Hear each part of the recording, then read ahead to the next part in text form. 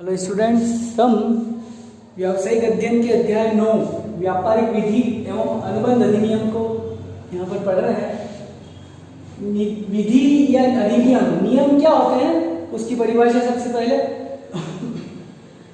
अर्थ राज नियम से आशय राज्य द्वारा मान्य या प्रयोग में लाए जाने वाले उन सिद्धांतों के समूह से है जिनको वह न्याय के प्रशासन के लिए प्रयोग में लाता है।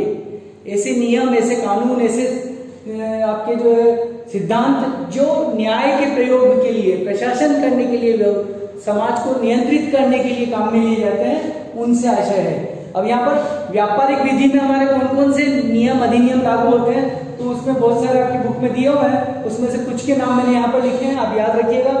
सबसे पहले जो हमारा लेसन है ये भारतीय अनुबंध अधिनियम 1872, वस्तु विक्रय अधिनियम 1930, भारतीय साझेदारी अधिनियम 1932, पंच निर्णय अधिनियम 1940, कंपनी अधिनियम जो संशोधित हुआ है 2013, औद्योगिक अधिनियम, श्रम अधिनियम, बीमा अधिनियम, सेविका अधिनियम और जीएसटी एक्ट 2017। ये 10 मैंने नाम लिखे हैं, याद रखिएगा। इसके बाद आता है भारतीय व्यापारिक विधि के स्रोत। हमारा जो नियम बनाए गए, ये कायदे कानून बनाए गए, उनके स्रोत कौन कौन से हैं? तो सबसे पहला सोर्स जो है वो इंग्लिश कॉमन लॉ।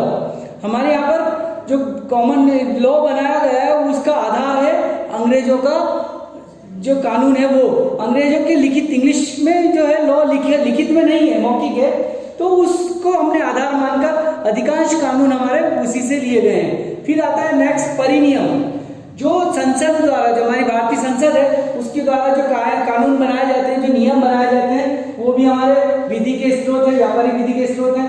फिर भारतीय रीति रिवाज, हमारे जो यहाँ पर विभिन्न प्रकार के समाज समूह हैं, उनके जो अपने अपने रीति रिवाज है, वो भी हमारे जो है व्यापारिक विधि के स्रोत हैं, राज नियम के स्रोत हैं। इसी प्रकार जिसके बारे में हमारा कोई नियम या अधिनियम कानून नहीं है, तो उसमें न्यायालय में जो निर्णय दिए जाते हैं, वो महत्वपूर्ण निर्णय भी कानून का काम करते हैं, उनका नजीर पेश की जा सकती है। तो न्यायालय के निर्णय भी इसमें जो है हमारे परिनियम के आधार होते हैं। और इसी प्रकार अगर कोई कानून नहीं है तो न्यायालय न्याय के आधार पर उसकी जो है कानून की व्याख्या करता है, व्यवस्था करता है। तो ये व्यापारिक विधि के हमारे स्रोत है।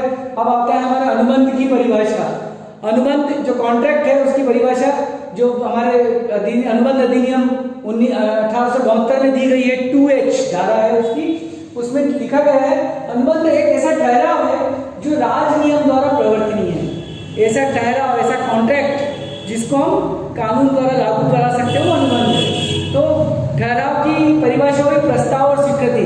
कोई प्रपोज करेगा, उसके बाद कोई एक्सेप्ट करेगा, वो प्रस्ताव और स्वीकृति। और वो ठहराव अगर कानून द्वारा लागू कराया जा सकता है, इम्प्लीमेंट किया जा सकता है, प्रवर्तनीय किया जा सकता है, तो वो अनुबंध का रूप धारण करेगा।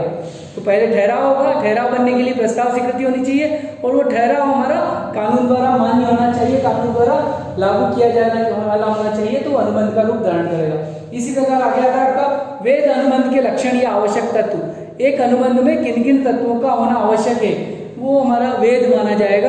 तो वेद अनुबंध के यहाँ पर लक्षण दिए हैं। सबसे पहले 2 या 2 से अधिक व्यक्तियों का होना आवश्यक है, क्योंकि एक प्रस्ताव करेगा तो दूसरा स्वीकृत करेगा, तो कम से कम 2 व्यक्ति यहाँ पर हों। उनके बीच में ठहराव होना आवश्यक है। ठहराव होने का मतलब एक ने प्रस्ताव किया हो, दूसरे ने स्वीकृति दी हुई हो, तो वो जो है वेद अनुबंध कहलाएगा। और जो ठहराव किया गया उसका उद्देश्य होना चाहिए वैधानिक संबंध स्थापित करने की इच्छा। मजाक में कोई बात कही गई, कोई कुछ कहा गया, तो वो यहाँ पर लागू नहीं होगा। वैधानिक संबंध स्थापित करने की इच्छा उनमें होना चाहिए। फिर आता है पक्षकारों में अनुबंध करने की क्षमता।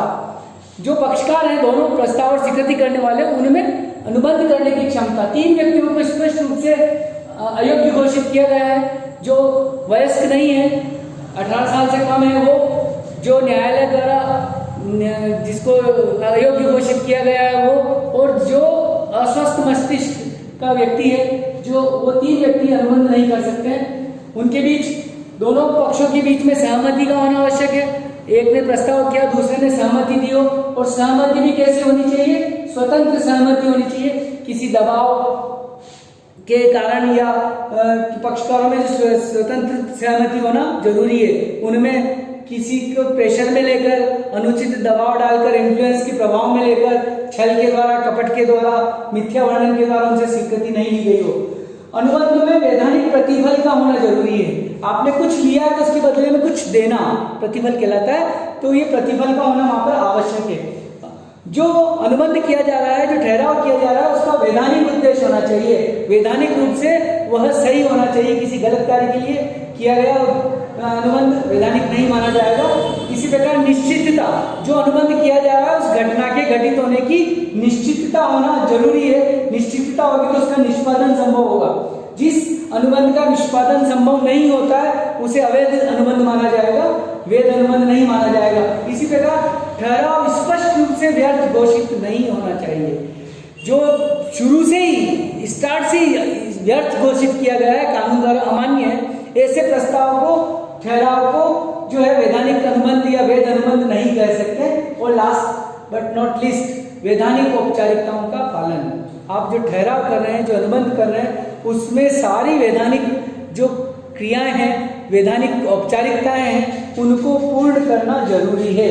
तो ये मैंने आपको अध्याय 9 समझाने का प्रयास किया है। यदि पसंद आया तो लाइक कीजिए, शेयर कीजिए, सब्सक्राइब कीजिए और कमेंट्स कीजिए।